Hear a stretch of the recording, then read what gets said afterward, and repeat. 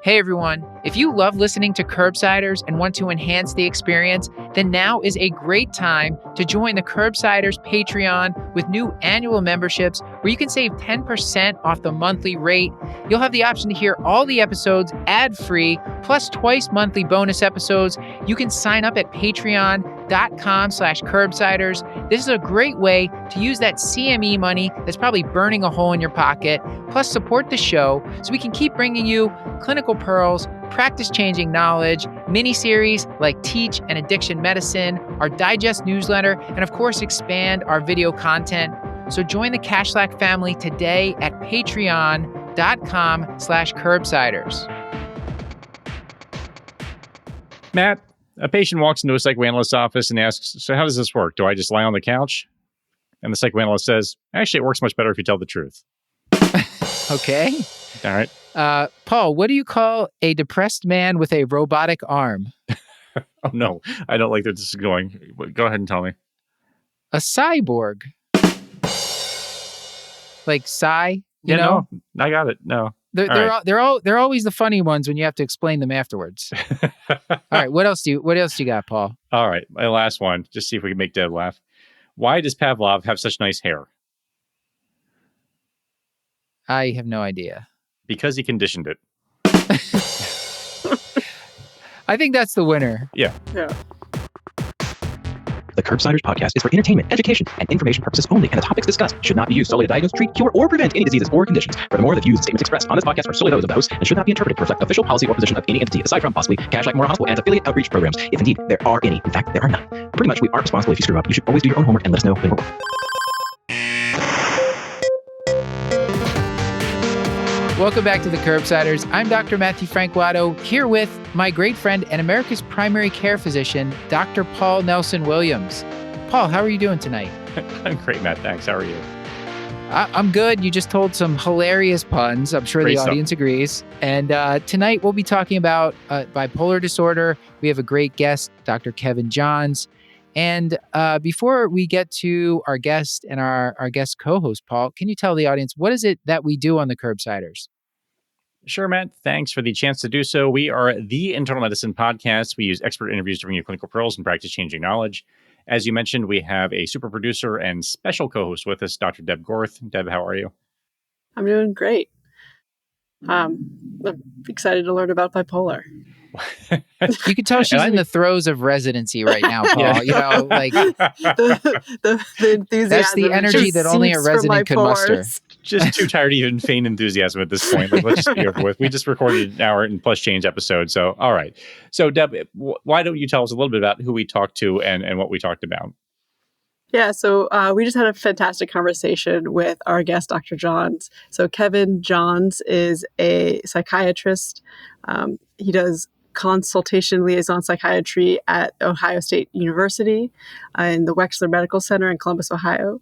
He also sees inpatient consults in the General Medicine Hospital and provides collaborative services in ambulatory settings. He did a really great job teaching us about how we can recognize bipolar disorder and kind of the ins and outs of its treatment. So without further ado, let's get into it. Kevin, we've been talking for a while. We got hopefully our technical difficulties out of the way. And now the audience they need to hear a hobby or interest that you have outside of medicine. Yeah. So I actually have been playing competitive Pokemon cards for about the past year with my 7-year-old son. And so we've been traveling around the country sometimes on weekends in order to compete in huge tournaments. And so that's been a really great way to bond with my son. Wow, that is an answer I was not expecting. Yeah. Have you guys won anything? Yeah, I've won some Pokemon card packs, and we're still early in terms of our journey to becoming Pokemon masters, but we're working our way up though. And there's like 10 million cards, right? You'll never collect them all. Is that a fair thing to say? Yeah. There's so many cards to collect, and so I'm more interested in just playing the game and competing. But there's definitely lots of people out there that love collecting, and that's Yeah, a my huge my kids were undertaking. definitely. I don't know that they have a lot of cards. I don't know that they know how to play the game. They just want to collect to collect them. Yeah, I'm not sure I yeah. knew there was a game involved. I got to be honest with y'all. Like I knew that there was card collection, but I didn't know you did Yes, you anything with them. did. Come on. It's like a Magic the Don't put this Gathering on type me. thing, Paul. You didn't know? No. I think Paul's a secret Pokemon card player. But yeah, I can see if see you can get that. that rumor going. All right, Kevin. Let's pivot a little bit since I have nothing to contribute to the Pokemon discourse, but we do like to ask about.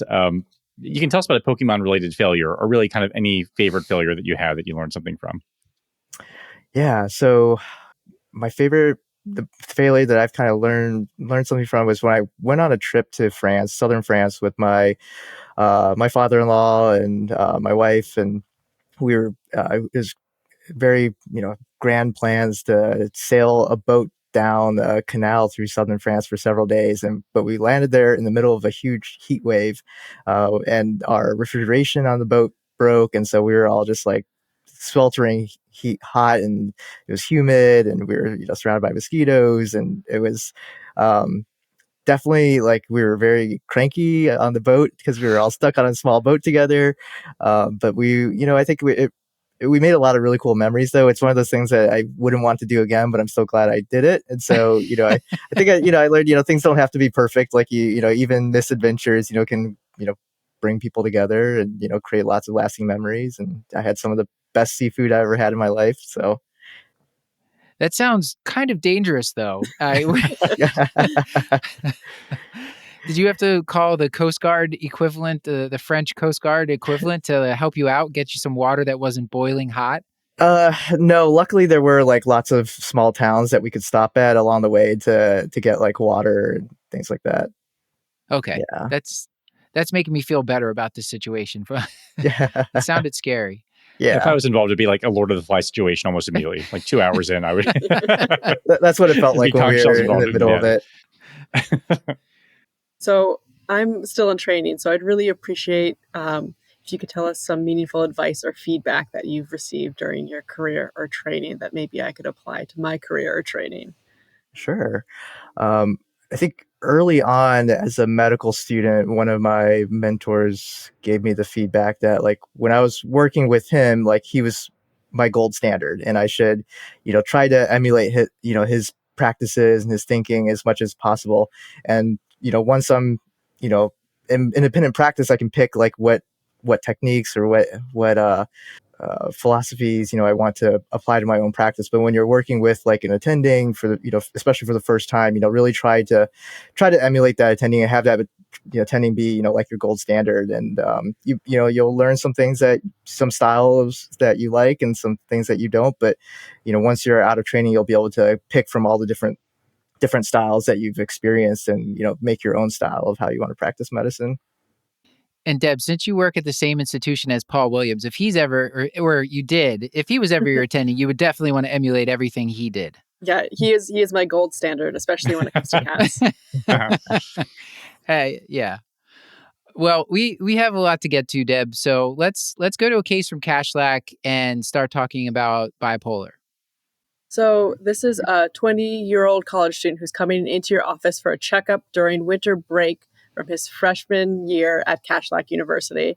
His mother has become increasingly concerned because during the holidays, she noticed that her son stays in bed until 1 p.m. He's not engaging with the family like he was during the summer. She's really worried that he might be depressed. For the past 2 weeks, he lost interest in food. He can't concentrate on anything. Your patient in the middle of the exam interrupts his mother, and he insists that he doesn't see what the problem is. He just doesn't want to do anything. He goes on to tell you that he's a successful engineering student. He has a good group of friends at school, but he concedes that he and his girlfriend broke up a few months ago, and he's been feeling a little bit down. He meets all the criteria for depression. For greater than 2 weeks, he experienced 5 or more depressive symptoms. It seems like he has depressed mood, diminished interest, appetite disturbance, sleep disturbance. So he's depressed, right? And we should just prescribe an SSRI and move on with the episode. Yep, I mean, we could all go to bed and yeah. No, actually, so yeah, this is actually a great case because it shows the complexity of what might appear to be, a very straightforward presentation.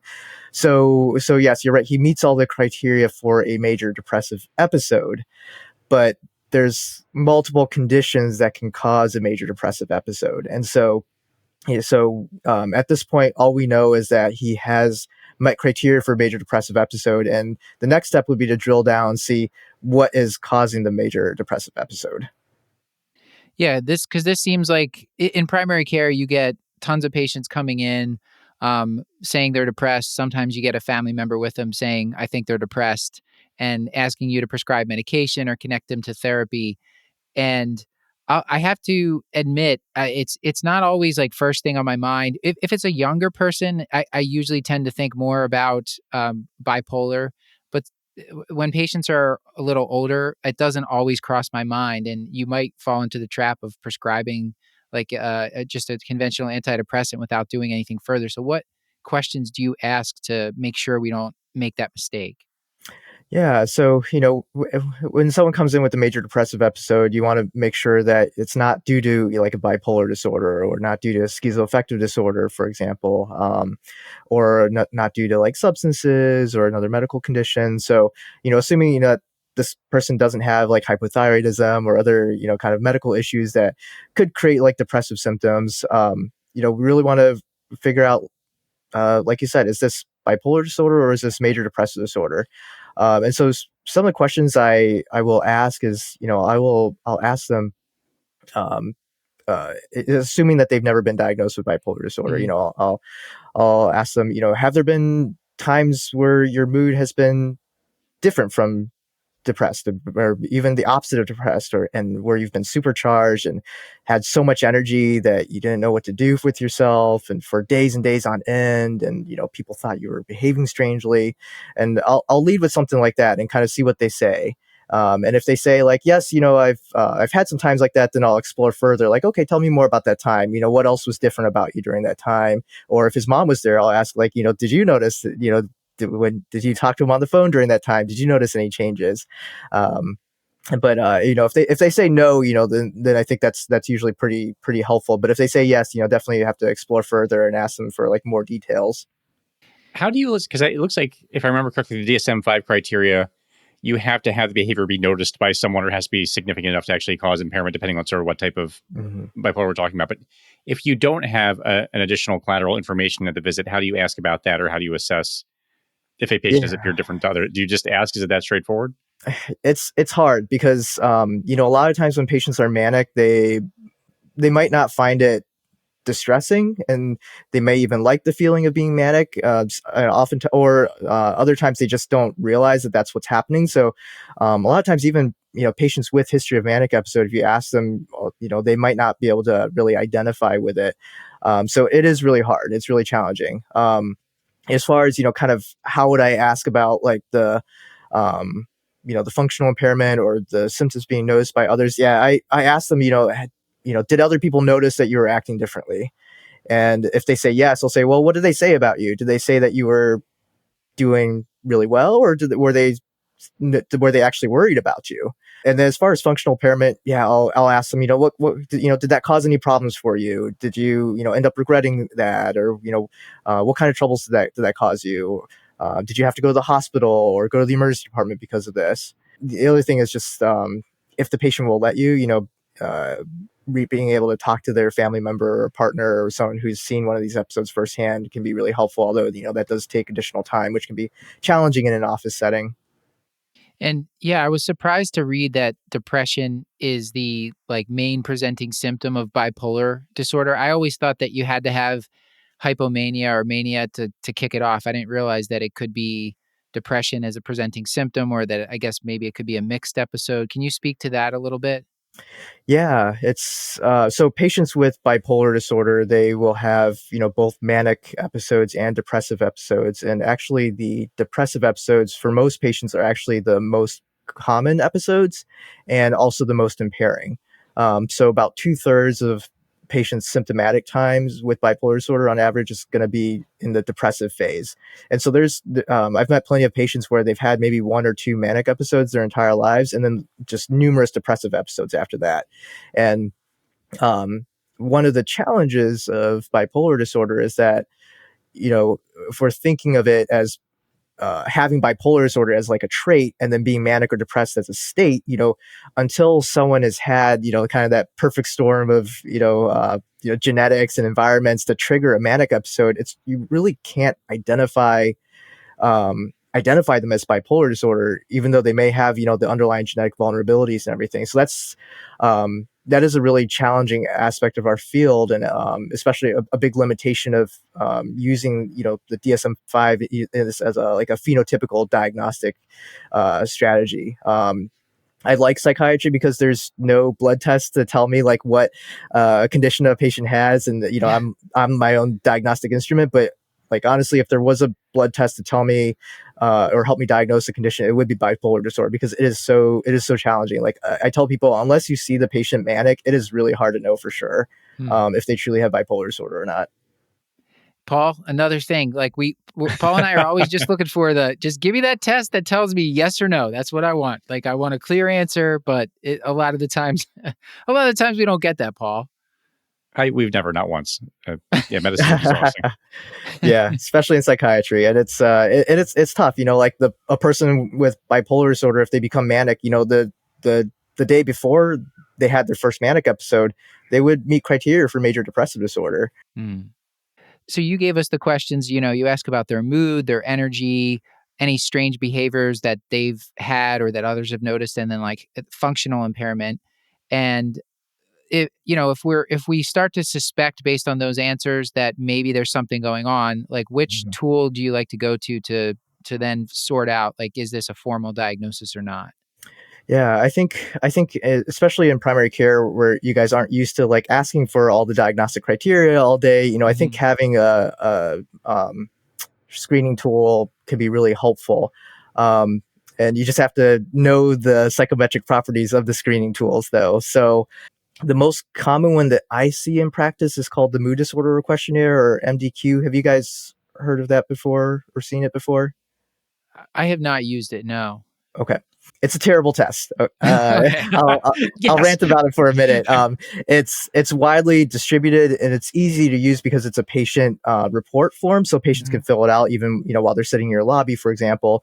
But it has really terrible positive predictive value. Its negative predictive value is pretty useful. Is pretty good. So I kind of consider it like the D-dimer of psychiatry. Like a negative test is helpful, but if they screen positive, they're actually more likely to have like, borderline personality disorder or ADHD or something other than bipolar disorder, even though it's presented as a bipolar screening tool. I see. And so, but that's a common one that you'll see out there. I still use the MDQ, especially in primary care settings, because like I said, if it's negative, you can be fairly certain that the patient doesn't have bipolar disorder. It's just that when you have a positive test, you're still left with a lot of work to do, because it's not clear that they truly have bipolar disorder. There's probably some kind of comorbidity, but it's not necessarily bipolar disorder. Another screening tool that I do like to use better is called the CIDI 3.0, or the CIDI bipolar screening tool. It's a little bit harder to use because it's a guided interview. So it's essentially a script, and you read the script and to the patient and ask them about the bipolar symptoms, and it kind of emulates like how we would ask, because it really tries to capture and emphasize to the patient that all of these symptoms should be happening at once. It's not just one night of like not needing sleep, or one day of talking more, being really excited, but really it's like an extended period of all these things happening at once. And so so it gives you kind of a nice script to follow, and then you can kind of see how many of the symptoms the patient endorses during that time, and then that's has much better sensitivity and specificity for bipolar disorder. And you say this script, it's got, this is the one that has like the 2 STEM questions to start, and then if one of those is positive, you go to the next part, but it's not super long, right? This looks like it might take 5-10 minutes to do. How long do you estimate it takes to finish? Yeah, I would say 5 to 10 minutes. I think is a fair fair estimate. Yeah. If it's a test that takes like 20 or 30 minutes to administer, it's just not going to get done in primary care because that's like your whole visit time. But 10 minutes, you still have some time in the visit to talk about the results. And so it might, this one seemed a little more practical to me when I was looking through it. It was mentioned in a couple of the papers. Yeah. That's the one that I recommend when I'm concerned about bipolar disorder and I'm really looking for like a diagnosis of bipolar disorder. If I'm just trying to screen it out in a patient where like I don't think they really have bipolar disorder anyway, like the MDQ is a fine self-report tool that can rule it out essentially. But if I have a patient where I'm really concerned that they might truly have bipolar disorder, the CIDI is what I tell my primary care colleagues to use. Okay. And that one's pretty easy to find for the audience. We can, of course, link to the paper and some resources in the show notes for that. But that's a good one. Any other ones that you wanted to highlight? There's other rating scales out there. Like there's like the Young Mania rating scale that you'll see, but those are more for like kind of acute manic presentations. And I think especially in primary care, like you're going to see these patients for the most part in their depressive phase of the illness. Yeah. So I think tools that ask about bipolar or manic symptoms in retrospect, like the CIDI, are more practical. Okay. Yeah. Deb or Paul, any other questions about this part of it that you had? Well, I did since while we're taking a history and we're trying to kind of dig down into whether or not this is bipolar or not, I was going to ask how important is, say, the family history in this? Does that move the needle either way? If there's no family history of any kind of mental health issues, or if they say, oh yes, my mom and dad are also bipolar or have a diagnosis, like how substantive is that, or how meaningful is that when you're actually, and compared to the rest of the history that you're taking? Yeah, that's a great point. Yeah, family history, certainly bipolar disorder can run in families. And so if someone has a family history of bipolar disorder, it increases my index of suspicion. The other thing to keep in mind, though, is just that major depressive disorder is also just a much more common condition. So even in someone who has a family history of bipolar disorder, they still may have major depressive disorder as well. And it's not necessarily bipolar disorder. But certainly if they do have a positive family history, especially like, first degree relatives or multiple, first degree relatives, that, increases my index of suspicion a lot. I think something I struggle with, this feels kind of like the family history of rheumatoid arthritis, where it's the patient may just not understand what that diagnosis is or how it's differentiated from other more common diagnoses. So like if a patient endorses it, I still fairly or not sort of second guess whether or not the family member truly has the diagnosis, because I think there's such a baseline misunderstanding of what bipolar actually represents. Yeah, I think I agree with that. A lot of times when patients tell me that they had a family member who had bipolar disorder, I'll ask like, was it formally diagnosed by a mental health professional, or what kind of symptoms they had? Because the kind of colloquial use of like bipolar disorder is very different from how, like mental health clinicians use it. Yeah, I think about like the Katy Perry song "Hot and Cold," like you're hot and you're cold, you're yes and you're no, something love bipolar. Like I think like most non mental health people, think of bipolar as like people who, rapidly go from one mood to another, and or they'll say, I love you, then I hate you, or things like that. When we think about bipolar disorder in the psychiatric sense, we're talking about sustained mood episodes that last, a week or longer. And, it's not just, flipping from, one mood to another in a single day. Having more than one mood in a single day doesn't mean you have bipolar disorder. It just means you're a normal human being, or there are other conditions that can cause, rapid mood shifts, like within a single day, things such as like borderline personality disorder, for example. But yeah, the way that we think about bipolar disorder is very, very different from how like, lay people use the term bipolar disorder. There's a recent New England Journal of Medicine review article on bipolar disorder, and it's wonderful. This is not me making fun of it, but like the first paragraph is like, it's normal to be happy when something good happens and sad when something bad. Like they just sort of normalize moods, which I really enjoyed as an opening paragraph to a New England Journal of Medicine article. Yeah. Another thing I noticed just while we're talking about, things that would raise our suspicion, it just seemed like the list of the comorbid, like other psychiatric illness or other things that would kind of be in the DSM. So like substance use, anxiety, PTSD, ADHD are all like more likely to be present in addition to bipolar. is that fair to say? I mean, it sounds like substance use might make the diagnosis a little bit like, is this a substance use problem or substance use or withdrawal, or is this bipolar? But can you speak to how you sort that out? Like how many disorders somebody can have? Yeah, they can have many comorbid disorders, and comorbidity is very common. Substance use disorders, borderline personality disorders, ADHD, trauma, PTSD. All those things can cause mood lability and create similar symptoms as bipolar disorder, and they also can be present in a patient with bipolar disorder. Mm-hmm. Substance use is a tricky one because some people may develop manic-like symptoms if they're using like methamphetamines, for example. But on the other hand, there's also patients who would never use methamphetamines, but then they get manic and they start taking much more risky, engaging in risky behaviors, and they might start using drugs. And so it's hard to tell like what came first, the drug or the mania. And so a lot of times with these in these situations, with patients where there are a lot of these comorbidities, it's hard to know for sure, like from one diagnostic interview, and you just have to follow them over time, sometimes for years, before you get a clear understanding of what's actually going on. I tell patients all the time that, this is the first time I'm meeting you, and it's really hard for me to know for sure if you truly had bipolar disorder or not. I might say like, these are things that make me concerned, but I also could be wrong. And I tell patients that all the time that, just off of one first meeting, I can't 100% diagnose them with bipolar disorder. So one of my colleagues makes this point a lot, in that patients will often talk about patients with substance use disorder as sort of self-managing their symptoms, like, oh, this patient's anxious, so that's why they have heroin use.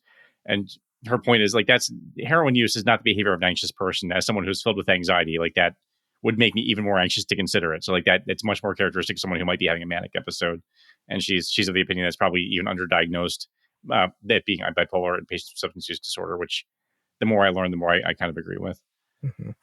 Yeah, and I think there's also just so many patients with substance use disorder also have trauma too, which I think changes like how they cope with emotions and difficult emotions, and make it more easy for them to seek out coping skills like using substances, whereas people without trauma may not. And then there's also people that also genetically respond to substances and differently, so for example, there's some people with like opioid use disorder where they say like opioids energize them, and whereas most other people would consider it a downer. And so people have like different biological responses to these substances that can kind of change their risk of developing a use disorder.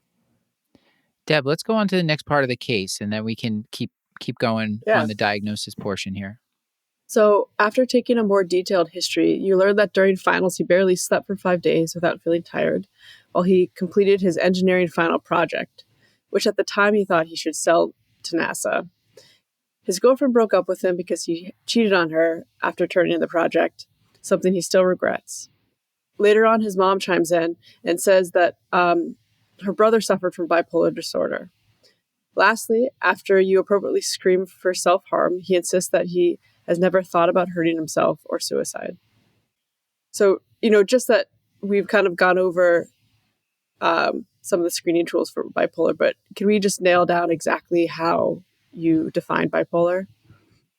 Yeah, so the DSM-5 would define bipolar as having had at least one manic episode in their lifetime, and with a manic episode being a period lasting at least 1 week of elevated, expansive, or irritated mood, along with increased goal-directed activity.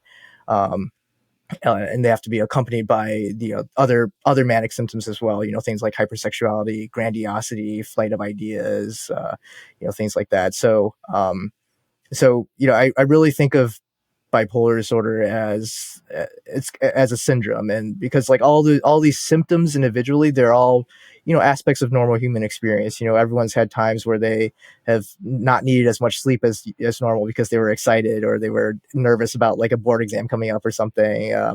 Everyone's had times where they talked more than other people, and so really like really trying to obtain this history of a discrete period of time where all these symptoms are happening at the same time. I think that that's really important for the bipolar disorder diagnosis, on top of the change in level of functioning. So whereas, where in this patient, those things are pretty clear. He wasn't sleeping. He was having like grandiose ideas, and it was clearly causing like, relationship, functional impairments in his relationships. I would say that this patient, the narrative that you're presenting, it's a pretty convincing narrative for a manic episode. Yeah, because I've had, like you're saying, a discrete period of time. Because I've had some patients like, yeah, there was one time where I was spent too much money, and I've had depression in the past, but they're not really hitting. Maybe they've had a brief time where they had one of these symptoms, but you're saying this is like at least a week. For mania, the bipolar 1, it has to be at least a week. It has to be really severe, right? That's the difference between hypomania and mania. Is hypomania is a little less severe. The functional impairment is not as severe. Right. Any other differentiators between the two? Hypomania doesn't have to last as long. I think hypomania, just has to last 4 days or more. With mania, it has to be at least a week, or it could be less than a week if a person is hospitalized. So if they become so manic that they have to, get brought to the emergency department, they get hospitalized, they get treated with medications, and the episode is treated in less than a week, we would still consider that a manic episode, though. The functional impairment. And psychosis is I've seen that happen as well, I guess. Yes.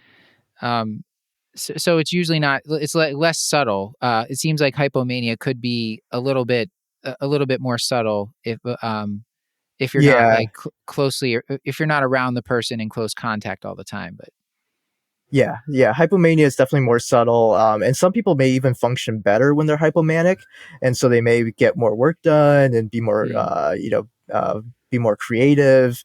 I'm glad you mentioned psychosis, because psychosis is something else that would push them over from hypomania to mania. So if they have psychotic symptoms, that would automatically categorize them as having full mania as well. Yeah, it's a really challenging diagnosis to make, and but I think in this case, this patient is telling a very consistent history that that's consistent with a bipolar manic episode, and especially if they like elicited or if they volunteered this on their own with like minimal prompting from you, I think that would really increase like the diagnostic probability. With mania, I like to just kind of give them like a question stem, like ask them like, have there been times where you've been the opposite of depressed or supercharged for a week at a time, and kind of leave it at that, and ask them to come to me with the rest of the symptoms. I try not to list off the rest of the DSM-5 criteria, because I don't want them to, just say, oh yeah, I had that and I had that, I had that. I want them to come to me and actually tell me what their last episode was like, and see if their description of their most recent, so-called manic episode would meet criteria for a DSM-5, manic episode. So with bipolar 1, that's if they've had one episode that qualified as mania, even if they've never been depressed, they get that diagnosis bipolar 1, right? That's correct. Yeah. Many times their initial mood episode will be a depressive episode, but sometimes, they will present initially with the manic episode. That happens as well. And how about for the audience, just how bipolar 2 and then cyclothymic disorder, how are those different? Yeah, so with bipolar 2, these patients have never had a manic episode, but they have had hypomanic episodes, and then also almost always, like, they've also had numerous major depressive episodes as well. With cyclothymic disorder, they have had numerous episodes of subthreshold hypomanic symptoms, so episodes that don't meet full criteria for hypomania, and they also have had numerous periods of subthreshold, like, depressive episodes as well that don't fully meet criteria for major depressive episode. That seems like one where it'd be kind of hard to make the diagnosis in one visit. You'd have to follow the person for a long time, and it seems kind of vague. That's not a diagnosis that I see often on charts. Maybe in a psychiatrist office it is, but in primary care, Paul, have you seen that diagnosis? Yeah, I can't imagine a world where I had the courage to make that diagnosis. And no, I haven't seen it very often either. Yeah, no, I think even in psychiatry practice, it's a diagnosis that's made very rarely, because, like you said, you do have to follow a patient for a very long time to really, make the case that they meet that pattern of, never having been too manic to be, fully Yeah. manic, or meet criteria for a bipolar disorder, never having been so depressed that they meet, criteria for a major depressive disorder. It takes time to, establish like a lot of this diagnosis like that.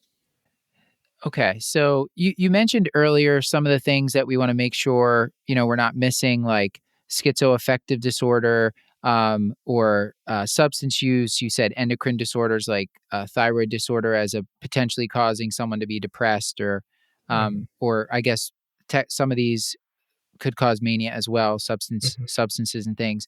How is schizoaffective disorder different than bipolar? Because those seem pretty close, and you can have psychosis with bipolar, so it seems like it might be hard to figure that out. It is hard to figure that out, and it's also one of those things that can be hard to figure out until you've followed a patient for a long time. So with schizoaffective disorder, the psychotic disorder is the primary disorder. So they will have um, symptoms of psychosis such as hallucinations or delusions, even in the absence of a mood episode. Whereas in bipolar disorder, the mood disorder is primary, so they will only have hallucinations, delusions when they're having a manic episode or when they're having a depressive episode. So it's really important to see, like, when they're euthymic or when their mood is normal, like, do they have any psychotic symptoms? And you can try to ask them that on interview, but really, yeah, the best way to know for sure really is to follow someone for a long time. Okay, that's good. So, Deb, what else do we want to ask about here? Are we ready to get to treatment, or do we have other things we need to know about our patient here? I don't think we gave him a name. We're just 20-year-old college student. So 20-year-old, yeah, we're HIPAA compliant. So thanks, Deb. It's so responsible of you. um, I think like looking at other mimickers, what are some like potential physiological causes or drugs that could mimic bipolar disorder? Yeah, so I think with substances, things that could cause mania, include stimulants like methamphetamines, cocaine, dissociative substances, depressants cause depressive symptoms, things like alcohol or opioids. Um, Physiological things, so for example, things like hypothyroidism, could present with some symptoms of depression. Hyperthyroidism can sometimes present with like manic symptoms. If someone is receiving steroid treatment, that can, present with manic symptoms. I think more people have like neuropsychiatric side effects of steroids than we really fully appreciate. Hmm. And so, I've seen patients develop, mania and psychosis, while they're being treated with prednisone, or even while the like prednisone is being tapered. I've seen patients develop like psychotic or manic symptoms, which seems really odd, and I don't really have a great explanation for why that is. But it's something that I've seen multiple times in my career. Yikes! Yeah, So this is somebody that was on it for giant cell arteritis or some high dose, and yeah. they're on a long, slow taper. Yeah, Okay. and so, just because it's being tapered, I wouldn't rule out steroids as being the cause. More rare things like paraneoplastic encephalitis, or limbic encephalitis, could present with like manic like symptoms. I think if someone is like post-ictal, they can present with like psychosis. Sometimes it can look like mania in cross section. One of the more challenging things, though, is just kind of differentiating between bipolar disorder and the other psychiatric comorbidities that it could present as, such as, for example, like borderline personality disorder, where they have very rapid mood shifts, but those tend to be like very rapid, kind of multiple moods within a day, and it's a lot of the core is a lot of interpersonal instability, so fears of abandonment and unstable self-image, things like that. Or like ADHD, which can cause a lot of a lot of impulsivity that can look like mania, but ADHD is also something that like doesn't just last for a week. ADHD is something that goes, it's lifelong, and so getting that chronological history is really important for differentiating between something like bipolar disorder and ADHD. The irritability part of bipolar isn't one that I had thought about as much, like Mhm. because that second question on the Mhm. CIDI-3 that you talked about is talking about, have you been irritable for like a prolonged period of time and you were getting in fights or yelling at people? Is that one harder to diagnose than the typical like person's really happy and having sex with everyone and gambling and starting businesses and all those kind of things? Yeah, it is more challenging. And I classically, we think of like the euphoric manic patient who is, gambling, having sex with Right. everyone, thinks that they're the mayor or the president and they're, just on top of the world. But in reality, like patients with mania are actually usually quite miserable because they have a lot of that irritability, or there's a lot of like mixed depressive symptoms mixed in Mhm. there. And so like classically we think about patients being like this like very euphoric, but in reality many of these patients are like very angry. They can be very feeling very hopeless. I remember patients um, screaming about how like happy they are, but then at the also saying like, but at the same time I feel so depressed and I want to die. And so there's uh, I think mixed symptoms are very common in these patients, and so very often you're going to see depressive symptoms and like irritability mixed in instead of just like pure euphoria. Mhm. So I do think we should start to delve into treatment. And it seems like with our 20-year-old name withheld, that he definitely has what's concerning for bipolar. Mhm. So he's had depression, and it also sounds like he's had mania or manic symptoms. So how would you approach the treatment? Because there's just so many medications, and it can seem overwhelming. So if you could give us a framework, that would be great. Sure. Yeah, I think with treatment of bipolar disorder, it's really important to consider like what phase of the illness that you're treating, because Hmm. there's different treatments for mania compared to bipolar depression. Hmm. So in this case, the patient is presenting with a major depressive episode. It doesn't seem from the case presentation, it doesn't seem like there's any mixed manic features in there. Like, he, maybe was like talking back to his mom a little bit, but I wouldn't call that like abnormal irritability for like a 20-year-old who's dragged into the office by their mom. Yeah. Um, I'm not hearing about any other like currently active manic symptoms. Hmm. So we're looking at the acute depressive phase of the illness, and unfortunately, with bipolar disorder, the depressive phases of the illness are the most common phases of the illness. Also the phase of the illness that has more limited treatment options. And so with the more commonly used FDA approved treatments would include lorazepam and quetiapine. Those are two FDA approved treatments for bipolar depression. Lamotrigine is another option, but the titration is quite slow, and so is usually more helpful for the maintenance phase than the kind of acute depressive phase.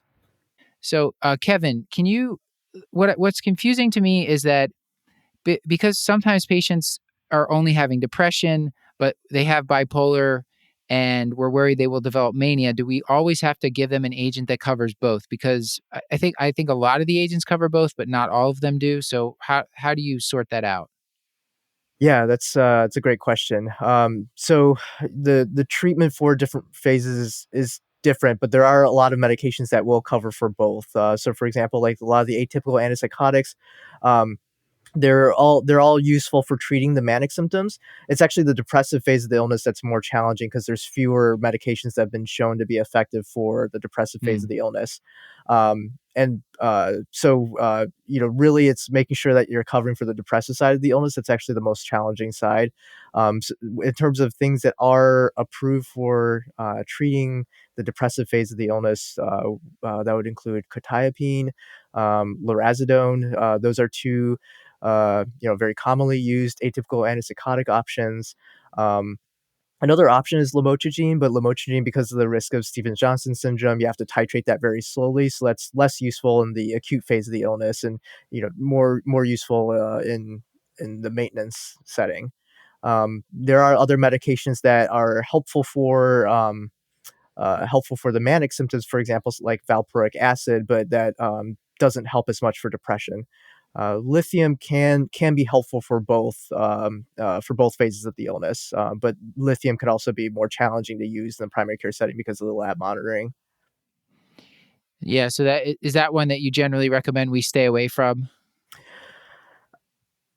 Yeah, unless you have a really close friend who's a psychiatrist that you can check in with for help. It has a narrow therapeutic index, a narrow therapeutic window, so patients can get in trouble with toxicity. There's a lot of drug interactions, like for example, NSAIDs or a lot of the diuretics can increase lithium levels and trigger toxicity. So it's a great medicine. It's a life-saving medicine, but you just have to be really careful and do a lot of patient education.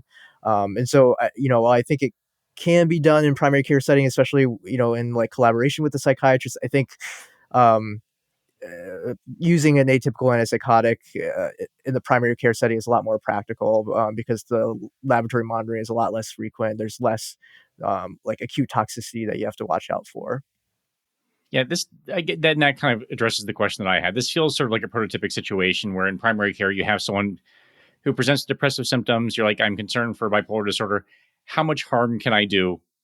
This might not be a question that you can answer as a primary care doctor, sort of starting with, say, quetiapine, just to be on the safe side to do something, just because access, as I'm sure you're aware, to behavioral health can be really, really challenging. And, it just feels so unsatisfying and potentially even harmful. Be like, you're just going to have to wait until you see a psychiatrist months from now. Like, you kind of want to do something in the moment. Can you get into trouble? Assuming that you have the correct diagnosis, at least starting with the quetiapine or Latuda. Remind me the generic for that. Lorazepam? Lorazepam. Lorazepam. Yep. Yeah, like is there, what's the downside, I guess, or sort of what kind of harms can we have if we have less of a nuanced approach than you might have? Sure. Yeah, I think the main downside for things like lorazepam or quetiapine would be short term. They can have more metabolic side effects, especially with like quetiapine. Um, Lorazepam, there is a risk of weight gain, increased blood sugar, cholesterol, things like that, but it seems fairly minimal, especially compared to the other atypical antipsychotics. Things like NMS would be like very rare, especially at like low doses that we're using, especially low doses that we're starting in primary care. There's also risk of like extrapyramidal side effects. So, tremors, rigidity, with long-term use, typically after years, you could develop like tardive dyskinesia, which, presents typically with like involuntary movements of the mouth or tongue, but it can involve other parts of the body. But that's something that typically doesn't manifest until, an extended period of treatment, usually years. Yeah, these are some scary side effects. I think that's why bipolar has always been something that I try to get people to go see psychiatry for, because I mean all my patients already have metabolic syndrome, so just like starting them Right. on a medication that is going to worsen it is never like a prospect that I look forward to. And then you talk about lithium. Sounds like that's not super easy to use unless you're familiar with it, more familiar with it than the average primary care, or have you as like a best friend that you can just like have on speed dial. And then you have, I think, Devalproex or Valproate, that one, that seems a little less scary to me, but I'm also not that familiar how to use it. So maybe that's worth talking about a little bit more, like how you might start that and some of the typical dosing. Yeah, I think with the Valproex, especially in someone who's not like acutely manic, I would typically start low just to make sure that they're tolerating it well. So, something like 250 milligrams twice a day, and then titrating gradually. Um, it is a medicine where we do therapeutic drug level monitoring as well. So typically after like 4 or 5 half-lives, I'll ask the patient to get a trough level drawn in the lab if possible, just so like we can see where it's at. In terms of the total level, we usually like to aim for something like kind of 70 to 90, somewhere in that range. Many patients will develop like asymptomatic hyperammonemia with it. It's actually very common when they're taking valproic acid. I would say it's more uncommon for someone to be taking valproic acid and have a normal ammonia. And so I usually don't worry about it unless it's like really, like twice the, upper limit of normal, or if they're having like clinical symptoms. But you'll see recommendations for checking that. The other things to kind of keep an eye in mind with valproic acid would just be risk of like thrombocytopenia. So checking a CBC. I would check it. I think once every 6 months is probably what I would do. Check, and also keeping an eye on LFTs. Ideally like once every 6 months as well. Mm-hmm. Um, And this one, I think this causes weight gain as well, right? Yeah. I mean, like pretty much all Yeah, these do. valproic can cause weight gain. It can cause hair loss. In terms of like weight neutral options, like lorazepam is really probably one of the more metabolically friendly. There is some risk, but especially compared to other atypical antipsychotics like quetiapine or especially olanzapine, the lorazepam typically does not cause very much weight gain. Lamotrigine is also something that is usually weight neutral for most patients. It just takes time to titrate it. Mm-hmm. Yeah. Okay, so for the acute phase lamotrigine, you told us you can't titrate too quickly because of Stevens-Johnson, so that's kind of off the table. It sounds like quetiapine's a good one because it's good for depressive symptoms if they're having a depressive episode, but it can also treat more of the mixed symptoms if they have that. Yeah, it can be helpful for mania. It's not a particularly potent antipsychotic, so if they're truly like manic and having a lot of psychotic symptoms, it might not be enough to really control their symptoms. But for the depressive phase of the illness or for maintenance, I think it's a good option. And it's a lot of patients already use it in primary care. It's also can be useful for like antidepressant augmentation. So if it turns out that it's more of a major depressive disorder, it could still be used for they could still potentially add on an antidepressant to, augment, use it as an augmentation treatment. And so, quetiapine is, something that I recommend a lot in the primary care setting. Mm-hmm. And the doses, like how high is the dose going? Is it 300 Yeah, or? typically 300 milligrams, it's kind of the target that I aim for, but different patients will respond to different doses. I usually try to start with like 25 or 50 milligrams at bedtime, and then I'll gradually increase it in like 50 milligram increments until I get to, about 300 milligrams, or until their symptoms get better. Is there a scale that you're tracking the symptoms with, like in the same way that you can use sort of the PHQ-9? Like, is there something that you use? Do you just use the similar tools for these patients as well in terms of tracking? Yeah. So for bipolar depression, I use the PHQ-9 as well. All right, that's good. I'm Yep. comfortable with that. I know that one. Yep. Yeah. So it's that part's easy. At least that part's the same. Yeah. So for this guy that our 20-year-old name withheld, let's say he didn't have any kind of weight problems, so we start him on quetiapine 50 milligrams, and then we follow him every 2-3 weeks and kind of adjust the dose, and we're following for signs of metabolic syndrome. Because I read that this is a biopsychosocial, so that it's not just the medication. You also want to do some things to set this guy up for success. So what other counseling would you be given to him and his mother at that visit? And then we'll go on, and we'll have another case where we talk a little bit more about some of the maintenance medications. Sure. Yeah. So, I would really counsel the patient and mom on the importance of just leading an overall healthy lifestyle, especially sleep hygiene. So for patients with bipolar disorder, having disrupted sleep can be really risky for triggering a manic episode. And so I would really emphasize the importance of, going to bed at a regular time, waking up at the same time. Working night shift is probably something that would be, risky for, a patient like this. And also just, healthy diet, exercise, those things have antidepressant effects, and also useful, especially in the case of taking medications that can cause metabolic side effects. And I would also just encourage mom to bring her son in if she's noticing, changes in mood again, either like too high or too low or increased irritability, because treating these mood episodes early or getting treatment started is really important. Awesome. Fantastic. Deb, anything else for this case? Like, so we've put him on treatment, we've counseled him and his mother, and do we have a happy ending here? Or do we have to go into anything else, any other like tweaks you want to make to the case or other scenarios?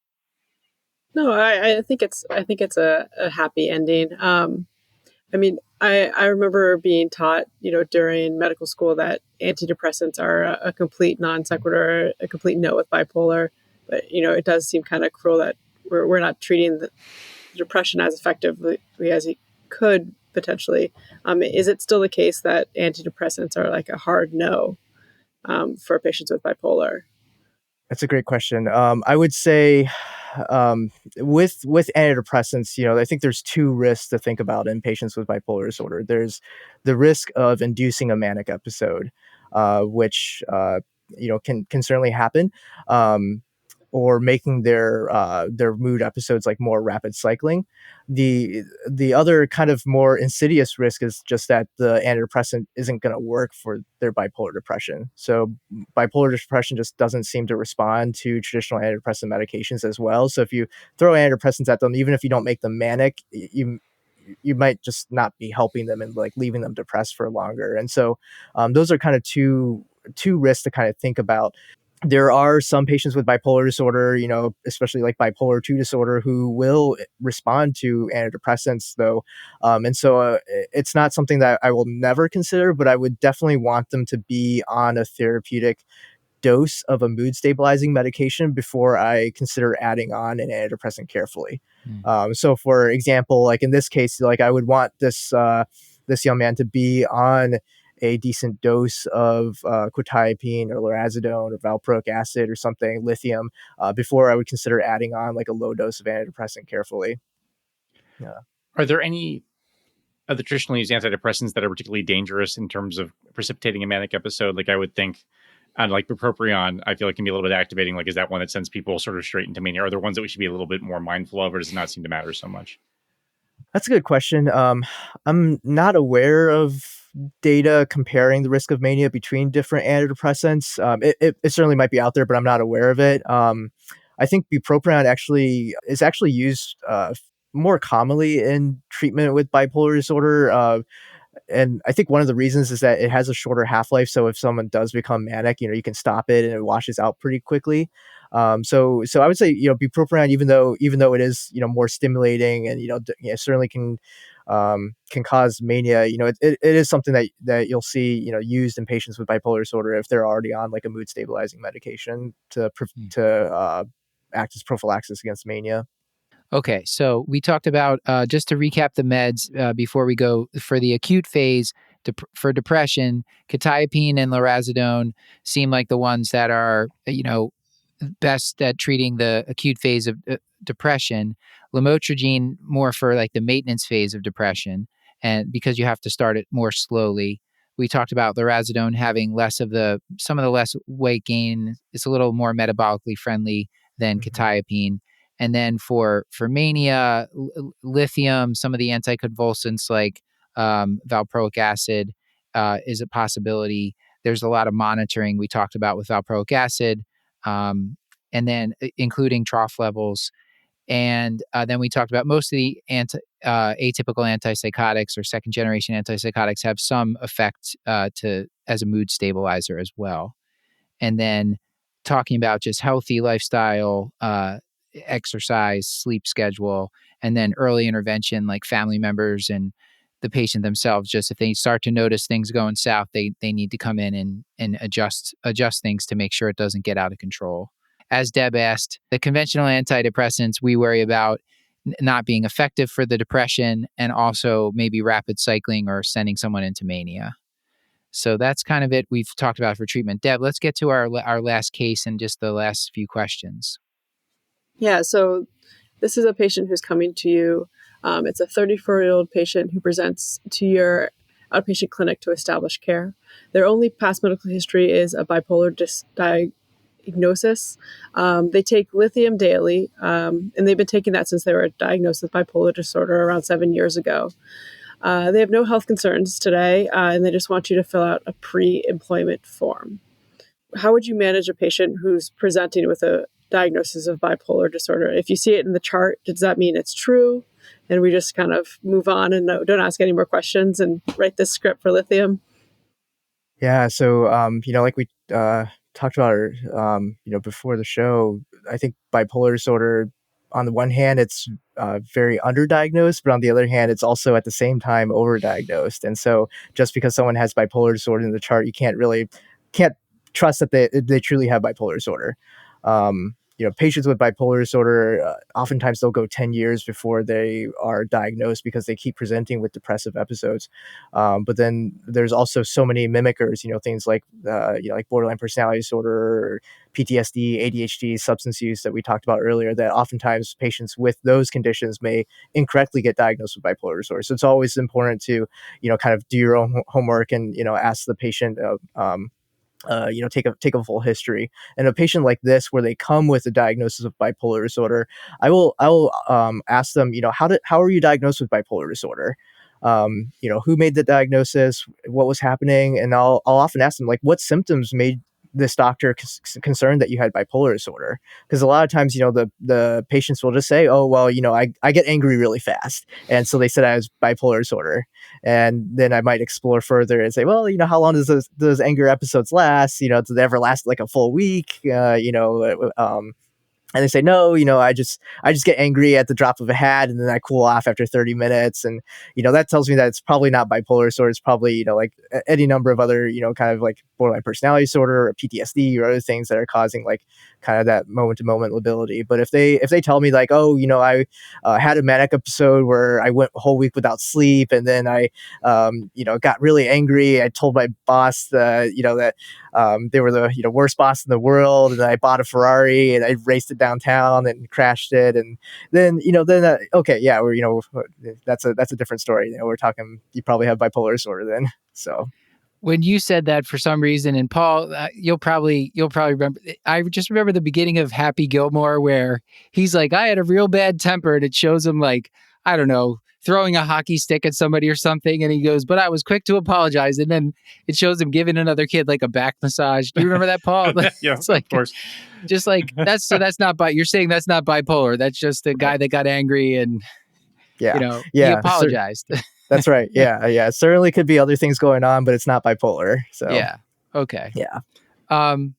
So I wanted to ask about the medication. I mean, this patient's taking lithium. So if we have someone on lithium, and this does come up once in a while, and they're like, can you refill this? I've been on it for years. What should we check just to make sure it's okay? And of course, we'll probably refer to a psychiatrist to help us with this, but what would you do? Absolutely. So for lithium, we really want to. It can cause a lot of different side effects. So renal impairment, hypothyroidism. It can cause hyperparathyroidism. So there's a lot of things that we want to look out for. I would, in a patient like this, I would check their chemistry panel to check their renal function, check their calcium level. I would also check their TSH. And make sure that their TSH is okay. So those would be, kind of some of the basic labs that I would get in a situation like this if they're taking lithium. Okay.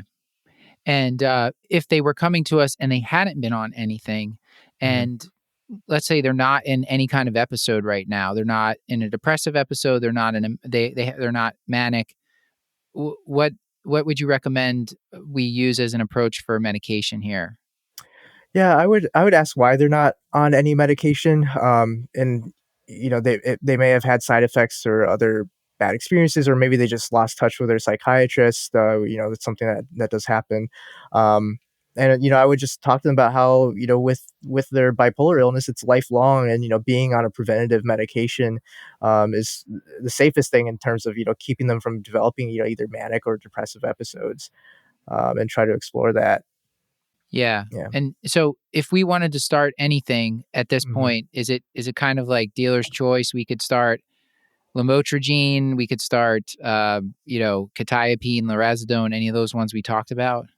I think so. I would ask like what has historically been most helpful for the patient. If the patient says like, quetiapine or lamotrigine was most helpful, I would try to restart that. The other thing to consider is just historically what has been the most impairing phase of the illness. Are they Mhm. someone who has a lot of depressive episodes, or are they someone who has a lot of manic episodes? Try to figure out, which phase of the illness is most impairing for them, and try Mhm. to tailor the treatment to that. Paul, I know you probably have encountered this before. Do you have any other questions about this specific scenario where it's just the patient comes to you and they're like, "I have bipolar," and you're like, "I don't see any medicines on here. You take buckwheat once a day and vitamin D." Sure. Yeah. Uh, sure. Biotin supplement. No, I think the instruction to sort of ask specifically how the diagnosis was made and what was happening at the time.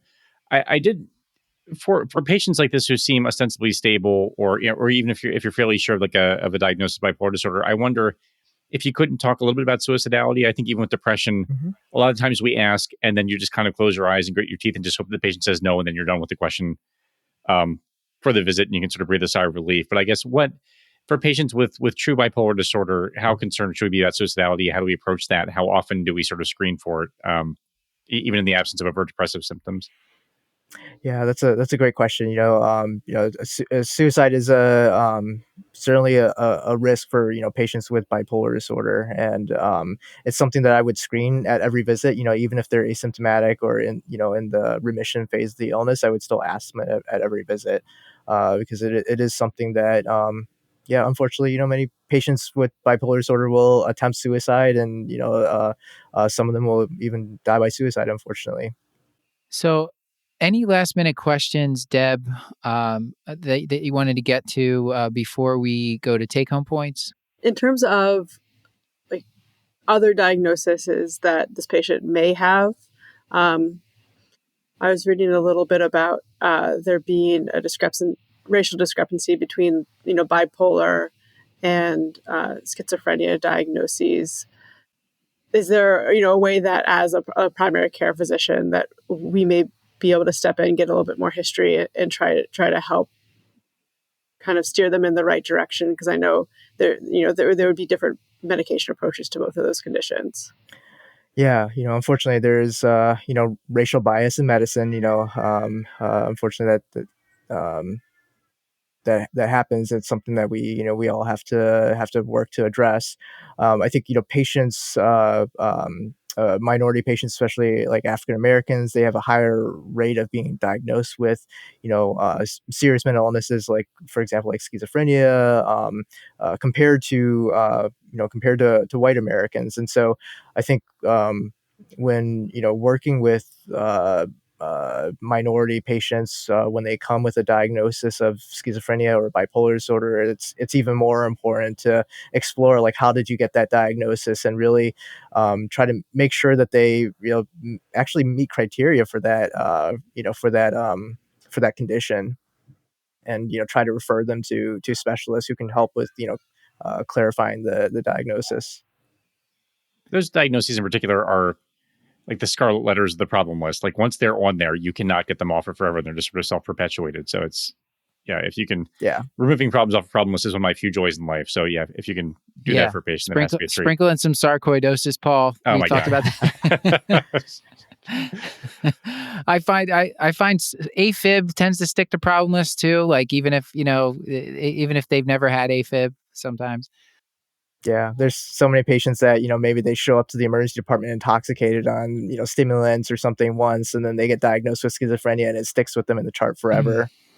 My final question: we were talking a little bit off here about this, but what am I to do with cannabis for these patients? Mhm. Like we talked a little bit about sort of the co-occurring substance use, but I know it's become so prevalent in so many states, and so many patients are really find it helpful for their anxiety and for sleeping and all that kind of stuff. But I know there is some evidence that it may worsen outcomes in certain populations. How do I counsel patients, and what should I talk to them about if they have say daily cannabis use too?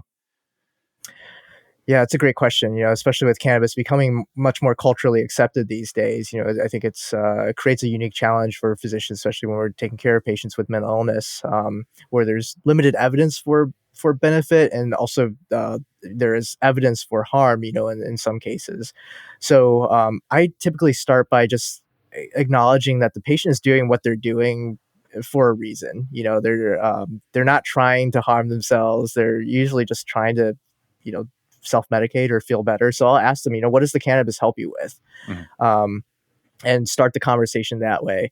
They may say it helps me with sleep or helps me with appetite or something. And we can maybe open up, opportunities to address it in other ways. And then I'll also, just talk to them about how, yes, many of your friends may smoke cannabis and they might be fine and doesn't cause any problems, but because, you have like bipolar disorder or you have like schizophrenia, for example, your brain is different. Your brain is going to be more sensitive to the side effects of it. And so that's something that, it's really important to think about. Paul, are you satisfied? When you first asked about, what am I to do with cannabis? I was like, Paul, are you asking for tips on how to, do you have some and you're asking? Do you have a guy? No, that's very helpful. Yeah, I think that's a great point. Sort of what benefits are they getting out of it, and can we help them another way, or at least sort of address those issues? I think is a great way to frame it. So that's terrific. Thank you. So Kevin, we've come such a long way. We talked extensively about the diagnosis.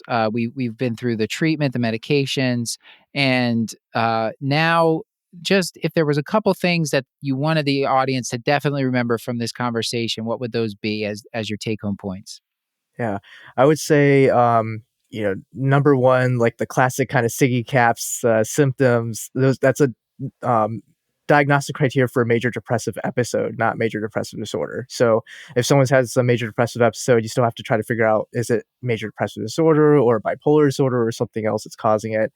The other thing is that diagnosing bipolar disorder is really hard, even for psychiatrists. And it's something that is very difficult to do on an initial visit. And even, experienced psychiatrists oftentimes will have to follow patients for an extended period of time before we can truly be certain of the diagnosis. And so, don't feel like you have to have the diagnosis on the first visit. Just, having it on your radar and knowing how suspicious to be of it is probably the most important part, because realistically it's a very challenging diagnosis to make, like, in a single visit.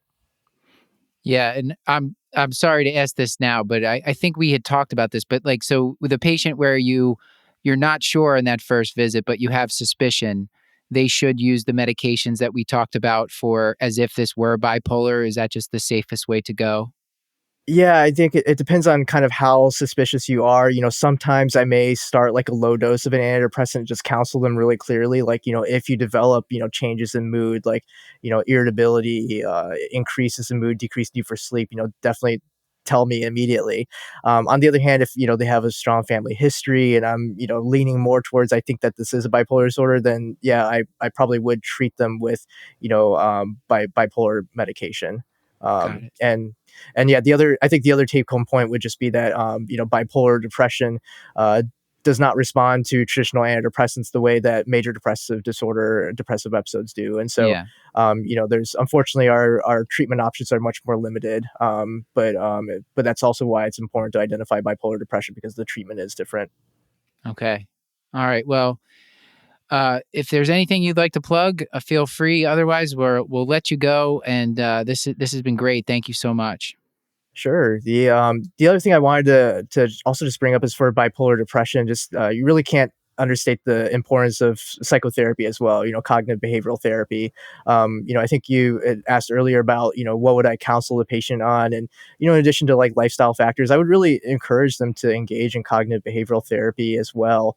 Because like I don't have a pill that's going to fix, this, patient's relationship problems or change their, school stressors and things like that. So, cognitive behavioral therapy is going to be a really important tool to help change like how they relate to those stressors and how they cope with that.